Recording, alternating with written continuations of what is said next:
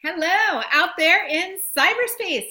Welcome to your second semester Majors Biology hybrid online course.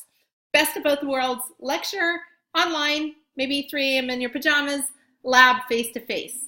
I can't wait to get started in this course. My name is Professor Bree Day, and I will be your humble cyber guru / guide in this course.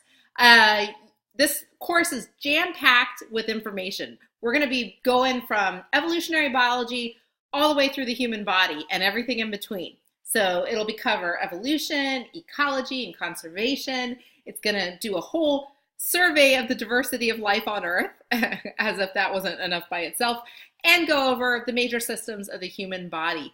So lots of information, and I think it'll really give you an appreciation for how beautiful life is.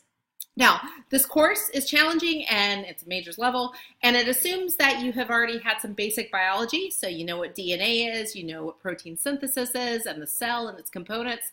So if you don't have that information in your head, or even if you need a refresher, be sure to go back to some of the first chapters in your textbook and review that information or use the internet to do it, because we're going full speed ahead.